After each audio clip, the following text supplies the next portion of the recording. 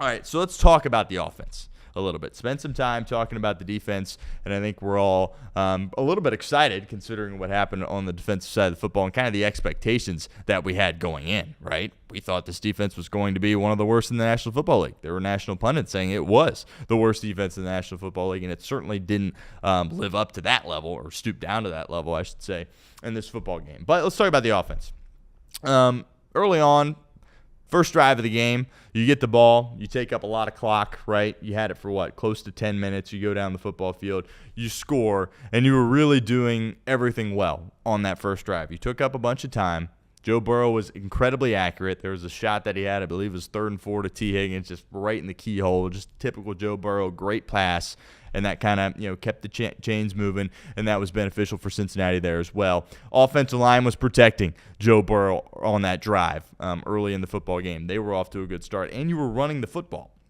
Now, it kind of is something that has gone a little bit under the radar because of the success you had in the first half, but I think when people evaluate Cincinnati's running game, they're kind of a little bit confused because you look at the first half and you go, you ran it really well on the 2 drives in which you scored, your first drive and your third drive of that game. Chase Brown was, making guys miss, hitting the hole hard. He was really doing a great job. He, of course, scored the first touchdown for Cincinnati there as well. And you're sitting there at halftime saying, oh, this is, the Bengals are in a good spot here because they kind of have a complementary attack and they're doing a good job of running the football. We'll get to the second half in a second. Obviously, as they turn the page in the second half, they didn't run the football as well. But in the first half, they were doing a great job running the football. They were executing. Something Trace and Reed, of course, alluded to was the fact that, hey, Zach Taylor, that opening script, it's pretty good, right? And it has been for as long as he's been the head coach here, and Joe Burrow has been the quarterback of this football team. So I think that was important to get off to that good of a start. You kind of show that, hey, you're the Cincinnati Bengals offense that we're used to seeing, and it was methodical. You went down the field and you scored. I think that really was an incredible start to Cincinnati's game. Obviously, if that doesn't happen, you don't win the football game. And then the second drive was interesting. I thought the second drive was very, very interesting, and a drive that not many people are talking about here as we sit on Monday after the game's over and Cincinnati wins that football game. But you're coming out of a kickoff, and Joe Burrow clearly frustrated with Zach Taylor for his inability to get the play in the amount of time that Joe Burrow wanted it to be in. You saw the frustration, and Burrow had to burn a timeout. That's something that Zach Taylor has gotten picked apart a lot about, and something that, people that talk about the Bengals have had a lot of frustration as far as Zach Taylor's inability to get it in as quickly as possible. So that second drive was very interesting because it was very unorganized and it was a very chaotic drive, I thought. You ended up getting a couple of first downs on that drive. And then, of course, there was the illegal shift penalty, and then Lucas Patrick did end up getting hurt on that drive, which we'll spend some time talking about him there as well. You had the big 3rd and 8 to Mike Gesicki. That was kind of one of my favorite plays of the game because Gesicki's only catch took a massive shot from Newsome, and then ultimately was able to hold on the ball and get a big first down. But that drive was interesting. You had a 4th and 7 from the 42, and obviously that would have been a 59-yard field goal for Evan McPherson. You're thinking about, do you perhaps leave the offense out on the field? You opt to punt it and try to pin him, and then Rico can't execute and hits it into the end zone. So that was kind of, the first drive was so good, and then you kind of had that drive, and you were like, it was unorganized. It was chaotic. Burrow was frustrated. Him and Taylor were on the same page. You had the penalty. Your right guard, who we spent so much time talking about, gets hurt. Don't have an update at this point on what exactly his situation looks like, but we talked a lot about Dalton Risner having to come in. We did the video, the live show with Craig Sandlin when the Bengals signed him, and then ultimately second quarter of the game, he has to come in and he has to provide and do a good job in the blocking game. And Joe Burrow kind of spoke about that after the game, said he was proud of how he stepped in and was able to execute for this team. He's certainly going to be somebody that Cincinnati looks to throughout the next couple of weeks, because I think we all anticipated Risner kind of being a guy that was going to have to be a starter for you at some point. Lucas Patrick, he had just been there long enough, so he was kind of given the role as being the quote-unquote starter. He goes down with the injury, and Risner has to come in. I thought Risner did a decent job. I haven't checked the grades yet with PFF or what have you, but you weren't really ever in a spot where you're like, oh, Dalton Risner really messed up there. So that was certainly the first injury that Cincinnati had to withstand here this season. A lot of people would argue, well, that was the weakest point to the offensive line, so if somebody was going to go down, that would be kind of the guy where you could at least withstand it the best. But we'll continue to provide updates there when we know exactly what's going on with Lucas Patrick. But Dalton Risner had to step in, did a nice job.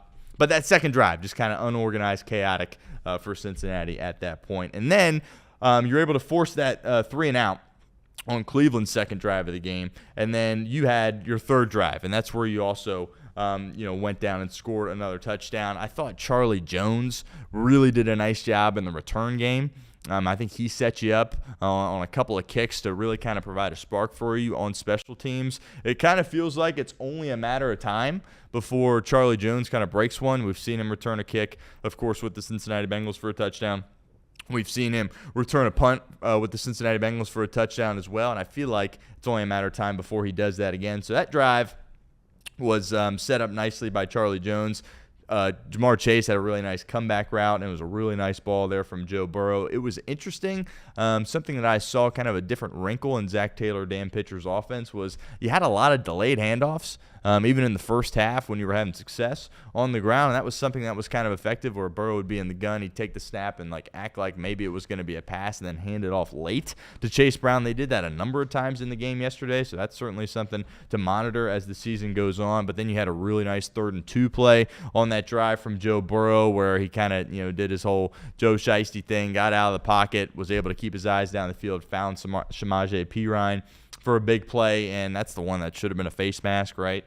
The Browns were clearly hanging on to his face mask. That doesn't get called, but you're able to execute also after the pass interference on that drive. Greg Newsome on Jamar Chase didn't turn around. Then you're set up in a good spot, and then you find yourself in a 3rd-and-goal situation. We talked about earlier in the first half how Cincinnati was able to do a really effective job of running the football. And if you remember that 3rd-and-goal play, that was a play fake when they had Cody Ford actually in at that fullback spot, and then Burrow kind of rolled out to his right and found the tight end Noah Fant in the back of the end zone for a touchdown. If you hadn't been running the football as well as they were running it to that point, you're maybe in a spot where that play fake doesn't work. Who knows? You maybe don't score a touchdown on that drive, then you probably don't win the game, of course. But that was really good execution. I think that stems from the Bengals at the time having a very complimentary offense where they were able to kind of lean on the run game a little bit, be a threat with Chase Brown, opened up a play fake that they could use deep there down on the goal line, and that obviously ended up being really effective for Cincinnati. So early on, the offense, as we kind of went into a little detail there on a couple of those drives. But the Bengals offense in the first half was solid, and Joe Burrow after the game was like, yeah, I think, pretty much borderline flawless with how he operated in the first half. They're 6 of 7 on third down, and, they were playing complimentary football. They were running it, and they were throwing it, and they were kind of in a good spot to kind of go into halftime and hopefully, build off that momentum that they had created in the first half. Now, if you're Cleveland, and this is something I think a lot of people aren't necessarily spending a ton of time talking about either, they pretty much executed their game plan flawlessly for how they wanted to play Joe Burrow and the Bengals and how teams of their caliber, meaning the Cleveland Browns, should try to handle Joe Burrow and the Cincinnati Bengals. And here's what I mean by that. Kevin Stefanski, this guy that's won Coach of the Year twice, right? He can clearly coach. Has he had the best, pieces to work with? No, he hasn't really had a quarterback, right? That whole situation's constantly been in flux. Baker late, right? And then Deshaun Watson, and then just kind of the whole mess that stems from the whole Deshaun Watson situation. But this is a guy that's won a lot of football games with not a ton of talent. 2-time Coach of the Year. You knew he was going to come in with a good plan. And the plan clearly was we need to withstand long drives and keep Joe Flacco and the Browns offense out on the football field so we can limit the time that Cincinnati and all their star weapons, Joe Burrow, Jamar Chase, T. Higgins, and make sure they're sitting on the sideline more than they're out on the football field. And the Browns were doing a great job of that. They had the long drives. Their first drive of the ball game, that was a touchdown, was a 10-minute drive, and they continued to do that throughout the game. They didn't try to get overly aggressive, right? Take a ton of deep shots. Again, Cincinnati did a great job of slowing that down and preventing that from happening. But the Browns were holding on to the ball, right? Joe Flacco was executing, not trying to do too much. And I thought it was a really good plan for Cleveland, and that's what allowed them to sneak around in the ball game. So then you transition to the second half. And this is when your defense, as we talked about at the beginning of today's show, really did a great job of stepping up, and your offense turned non-existent, right? people ask the question, are you panicked about the Cincinnati Bengals offense? And Reed talked about this earlier on Off the Bench, and the answer is no, right? For whatever reason, this offense early in the season struggles a little bit. Now, they also struggle against the Cleveland Browns. When they're in this situation where they have to go to Cleveland and the Zach Taylor, Joe Burrow era on the road to Cleveland and play early in the year, it's always been tough for them, right? It's a divisional opponent. The Browns are a very physical football team. They're a very well-coached team, as I talked about, and they've got really good pieces defensively that make things difficult for Cincinnati, and clearly Cincinnati has had a tough job dealing with all the things that the Browns can do defensively, and number one being Myles Garrett, right?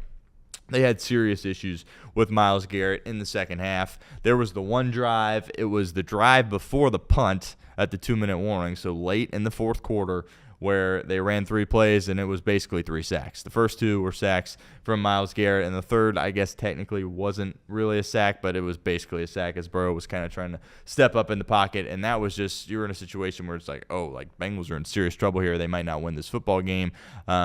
They can't protect Joe Burrow. Myles Garrett's getting home. They can't get open. It's a rough situation. But, I didn't think there's really a certain area to sit there and panic about from a Bengals offensive perspective, right? Joe Burrow, did he miss any big-time throws? No. I didn't think Joe Burrow really missed any. Did he hold on to the football super long? Not really, right? Cleveland just did a nice job of getting home. Did the offensive line do a bad job of protecting?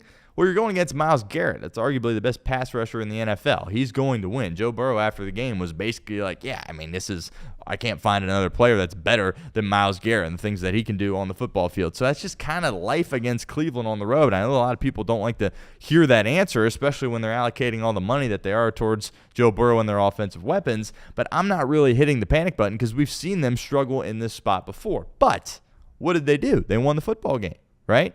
If Cincinnati loses that game, let's just say 19-17, which, it kind of looked like it was trending towards that. Obviously, we're sitting here saying, well, defensively it was improved, but you still gave up, 290 passing yards to Joe Flacco. You still weren't great in coverage, still didn't provide a ton of pass rush outside of Trey Hendrickson. And on top of that, you played your starters in the preseason offensively, and it clearly didn't work because they completely shut down in the second half. But we're not having that conversation because it's on the heels of a victory, one in which your defense stepped up and did a really nice job. So I'm not really panicking over Cincinnati. You throw out all those numbers that you talk about, the negative yardage in the second half, the fact that, no team had been able to do that, and it was like 40 years or something outrageous, be able to do that in the second half and win a football game. So pretty miraculous that they were able to pull it off. But I think the biggest takeaway for me is that the Bengals won. That is a very, very positive thing. They have a 1-0 record, and now they can kind of just move forward with their season. That monkey is off their back. Did they still get out to a slow start? Maybe, right? Did a lot of things that have reared its ugly head in the past rear its ugly head once again, right? Inability to score points against Cleveland, inability to run the ball successfully in the second half, inability to provide pass rush on the opposing quarterback. Yeah, those things happened, but it all happened in the form of a win, something Cincinnati had not seen since 2021, and obviously something that Zach Taylor throughout the entirety of his career here with Cincinnati has really, really struggled with. So overall, very promising, in my opinion, that Cincinnati is 1-0. And then we'll continue to, move forward and try to, be better as a team, as Joe Burrow alluded to, against Jacksonville. Because if you play like that against Jacksonville at home, you're not going to win, right?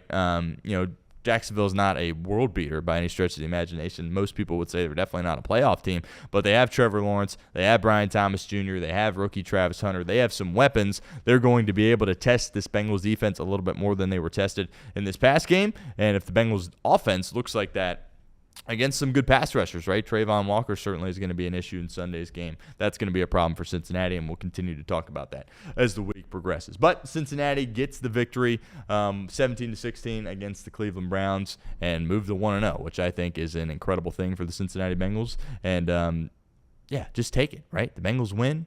Be excited. You're in Cincinnati. It's a team that has struggled early on, and kind of you feel like, you're just clawing to try to get back in the divisional standings. But now you're 1-0 and you're at the top of the divisional standings, and I certainly think that is a good thing.